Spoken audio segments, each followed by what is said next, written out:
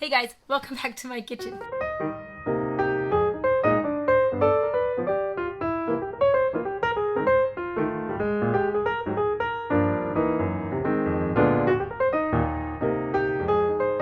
So I told you at the beginning of our season that I was just going to kind of take you along for whatever we're doing, and today I'm making brunch. The kids and I worked out in the garden. I have the garden nails to prove it. I told them if we got the weeding done that we would have a big brunch and enjoy that. I think that's the beauty of having a schedule that you choose. You can say, hey, we're going to change things up a bit. So here we go. Enjoy. One of the convenience foods that I love that I actually get from Costco are these. It works well for when I'm making brunch and I want something quick and easy. And right now, since our potatoes are growing in the ground, I don't have my own to be able to use for brunch. So we're going to start with hydrating the potatoes. After I hydrate the potatoes, I also go and then I get my eggs figured out. We're going to be having pancakes, eggs, some turkey bacon that I had in the freezer still, and potatoes along with some applesauce that we made from last year. So that's our brunch that we're having right now. And when I am cooking for ourselves, pick the dirtiest of the dirty eggs to clean them. Eggs do not come all fancy and pretty. They come dirty.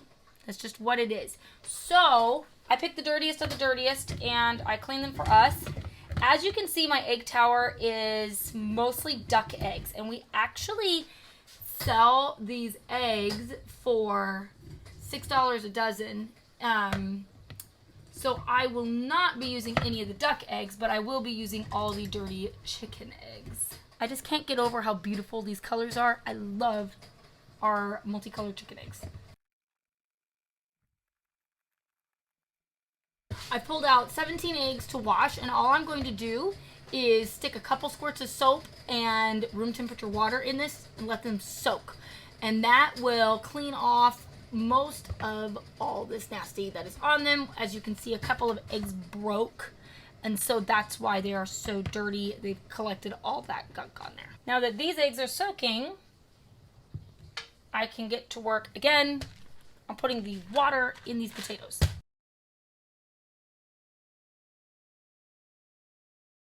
So as you can see, the Swiss chard is quite dirty, and we are going to wash it. So I'm just gonna, again, just like the eggs, I'm gonna soak it, but I'm not gonna use any soap. I actually probably just rinse it off since it's really, really beautiful. But just put it into soak because it's got like sandy soil on it. So now we've got our Swiss chard, potatoes, eggs, and there's 17 eggs in there. I will put quite a few in the pancakes, but also just scramble up quite a few because it's delicious. This is where I get really spoiled. This is why we can stuff. I can just go grab it from the pantry and it's ready to go. I don't have to think about it. I would do this often. We plan on canning much applesauce this fall and winter. And so yeah, we're going to have applesauce with breakfast, and it just adds a little oomph to our breakfast, and I didn't have to go and pick it or cut up the apples and make the applesauce.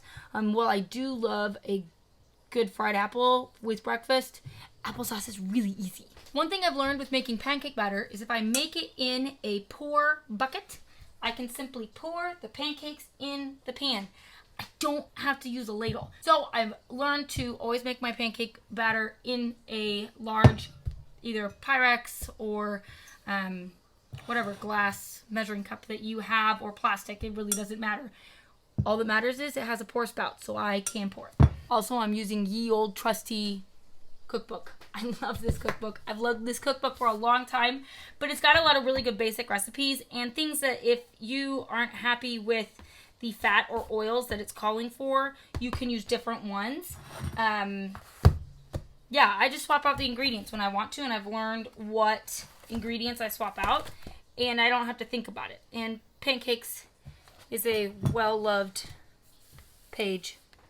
Make this a lot. I'm using my spelt flour, and if you saw my thing on sourdough bread making, you'll know that because of the density of the flour compared to a regular all-purpose flour, I always go a little extra on the amount of flour I use, and it works out because I add a bunch of extra eggs, so it doesn't really matter. So my measurements are never exact with this, so don't freak out that I'm not making this perfectly. This is just how we make it. I made bread this morning, so I'm having to wash some of my tablespoons and stuff because I do not have that many that I can just use a different one.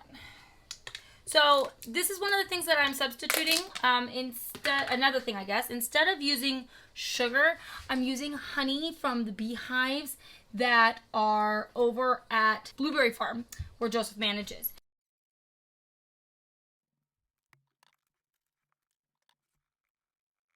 Now we're to the part where it's calling for eggs, so I'm going to take our eggs over. I'm going to rinse them off. I'm going to finish washing them and grab probably 4 eggs. This only calls for 2 eggs. I'm doubling the recipe. It only calls for 2 eggs, but I'm going to go ahead and put 4 in because actually I might even put up to 5 or 6. It'll depend on the size of the egg. I find that it adds more protein to my pancakes and doesn't change the consistency that much. Eggs all rinsed. And now those ones that were nasty and dirty are nice and clean looking, and even some of them have cool spots and stuff. Really like them. Really like them. Based on the sizes, I went with 5, and now these shells all go to the pigs. Any of our food waste goes to our pigs, and it really helps cut down on our trash. And it's like composting, but instead of getting dirt for the garden, I'm getting bacon for my table. This calls for regular milk. I am using goat milk that I hand expressed from our goats. I love my goats, just if you didn't know.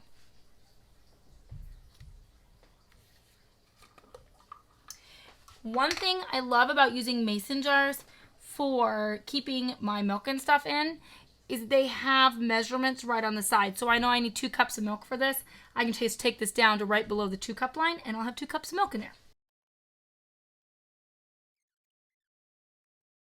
For the cooking oil in this, I'm going to use avocado oil. I get this from Costco, and we do sometimes use lard, but when I'm using lard, that's usually in my frying or cooking or baking, but not necessarily my like pancakes and stuff. It just changes the flavor too much for me.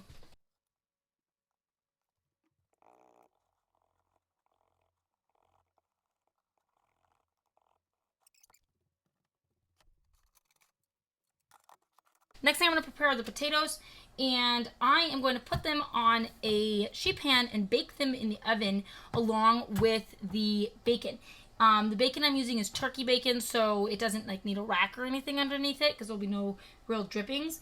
But I'll show you how I do this, and I don't use any measurements. So if you're wanting a recipe, I don't have one.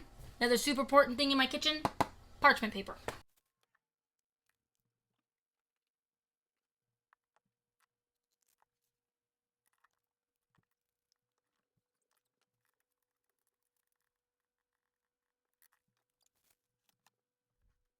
My kids actually prefer turkey bacon over pork bacon at this point because we've eaten turkey bacon for a long time, simply because it was easier to eat for little kids, not as much fat or grease in it. My hope is this year we'll be making our own turkey bacon because we have plenty of turkeys to get it from.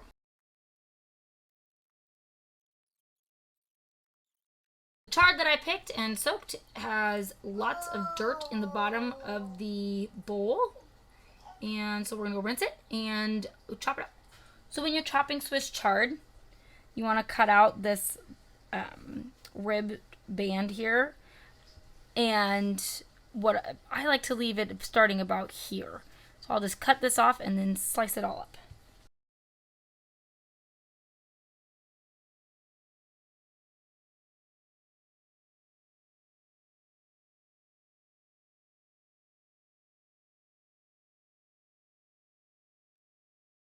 Alright, oven's up high enough. You can pop stuff in.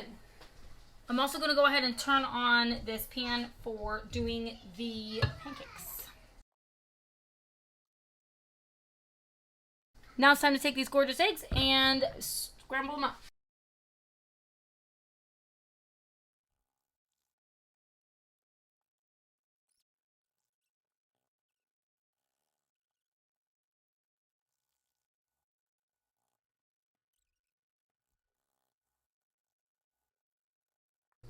All right, now these get salt and pepper and they will be ready to go.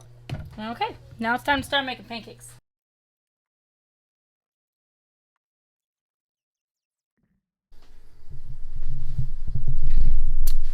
When you're cooking pancakes, you want to wait till there's bubbles on the top and the edges look like they're just barely starting to cook. So this top part doesn't have to be cooked, but these edges, I want them cooked. This edge right here is almost ready.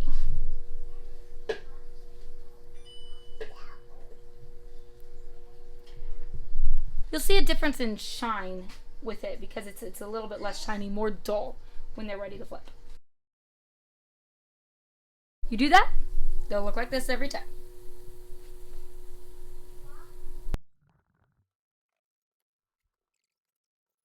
Now you'll see me using some things that aren't organic or are kind of on the regular scale, and other homesteaders they'll be using, okay, I use fully organic this, or I coat my thing with butter or whatever. I'm trying to use up stuff in my pantry. I really don't like to be wasteful, and so if I have something sitting in my pantry, I'm waiting to swap it out for something that's better. I think that that's one way to remember when you're trying to be more sustainable or more organic or trying to get rid of things in your diet that aren't good. Use up what you've got, make good use of that, and then just slowly start swapping them out one at a time. Eventually we'll be to the point where we are making most of our own stuff and growing most of our own stuff. We're not there yet, and when we get there, we get there. Okay, so for the last part of pancake making, how you know if it's done is if it springs back up. Push it down with your flipper, it should spring back up. It's almost done. Oop, this one springs right back up. It's done. Yep. Beautiful, gorgeous pancakes.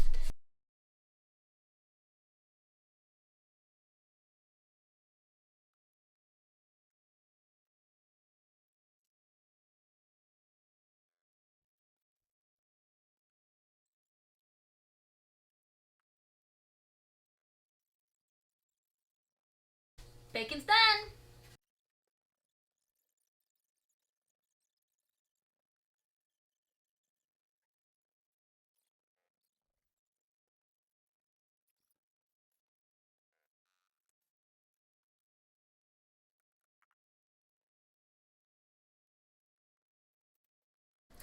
The eggs are almost cooked, so it's time to stick in the cheese and the Swiss chard. I actually turned off the heat on that because the residual heat from the electric stove will take care of cooking the Swiss chard and the cheese. No problem.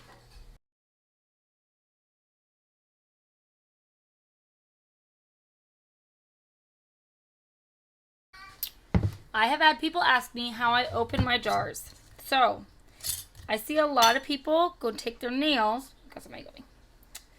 Go and take their nails and do this. I used to do that. I have since learned that if I find the spot where the twist is on the bottom, I take my thumbs and it flings the lid, but I don't break my nails either, which is a serious problem, and then lid's off. Super easy.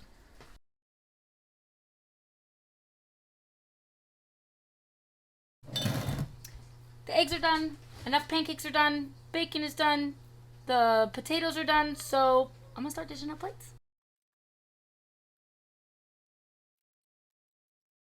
I hope you guys enjoyed watching me make brunch, and maybe it gave you a couple ideas to add to your food regimen.